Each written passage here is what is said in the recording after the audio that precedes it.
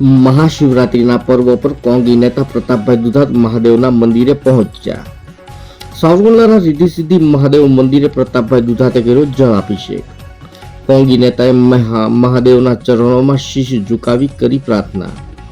આપના નેતા રાજુ કરપડાના રાજીનામા બાદ ઈસુદાન ગઢવી અને ગોપાલ ઇટાલિયા વિશે દુધાતનું નિવેદન। થર્ડ પાર્ટીના મતના વિભાજનમાં ગુજરાતને નુકસાન થઈ રહ્યું છે। મતના વિભાજનમાં કોંગ્રેસના 60 ધારાસભ્યો મટી ગયા। વિરોધ પક્ષ મટાડવામાં આમ આદમી પાર્ટી મારફત ભાજપ સફળ રહ્યું। 2007, 12 અને 17માં એક પણ પાર્ટી ગુજરાતમાં આવી ન હતી। સરકાર સુધી કોંગ્રેસ પહોંચી અને 1% મત માટે અટકી રહ્યો છે। ગુજરાતની જનતાને સમજવાની અપીલ કરું છું। ટકવું ખૂબ કપરું હોય છે, સંઘર્ષ અઘરો હોય છે ને લાંબા સમયગાળા સુધી રાજનીતિમાં સંઘર્ષમાં ટકવું ચેલેન્જ હોય છે। ધીમે ધીમે સાવરણાની સળીઓ વિખાઈ રહી છે, તે દેખાઈ આવે છે।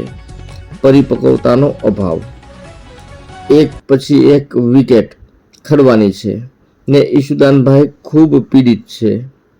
મીડિયા સમક્ષ કંઈ નિવેદન કરતા હોય પણ અંદરથી પીડાઈ રહ્યા છે, જેવું પ્રતાપભાઈ દુધાત દ્વારા કહેવાયું। દેવોના દેવ મહાદેવ ભોળાનાથના પર્વની અંદર બધા જ હિન્દુ ધર્મ પ્રેમીઓને શુભેચ્છા આપું છું અને દેવોના દેવ મહાદેવ બધા જ જીવનું સારું કરે અને બધા જ જીવ સુખ સંપન્ન રહે એટલી જ પ્રાર્થના કરીશ।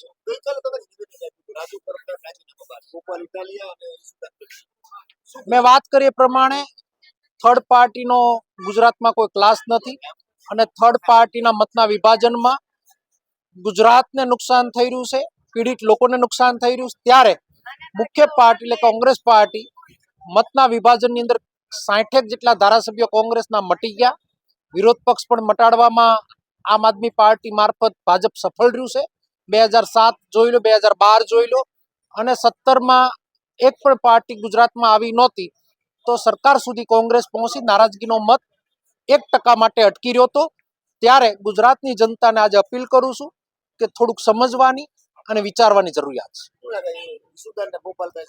મેં વાત કરી તેમ ટકવું ખૂબ કપરું હોય છે, સંઘર્ષ ખૂબ અઘરો હોય છે અને સંઘર્ષની અંદર લાંબા ગાળા સુધી રાજનીતિમાં ટકવું એ ચેલેન્જ હોય છે અને ધીરે ધીરે જે હાવણાની હળીઓ વિખાઈ રહી છે એ દેખાઈ આવે છે કે પરિપક્વતાનો અભાવ છે અને એક પછી એક વિકેટો ખડવાની છે ને ઈશુદાનભાઈ ખૂબ પીડિત છે।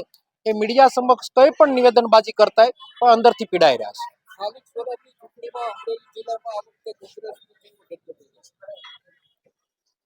ગઈ નગરપાલિકામાં પણ તમારો આ જ સવાલ હતો। 25 વર્ષે નગરપાલિકા એટલે કે જાફરાબાદ નગરપાલિકા 25 વર્ષે મેં ઇલેક્શન કરાવડાવ્યું। લોકશાહીને જીવંત રાખવા માટેની જે આ લડાઈ છે એ લડાઈ તાકાતથી લડી છે, લડતા રહેવાના છે।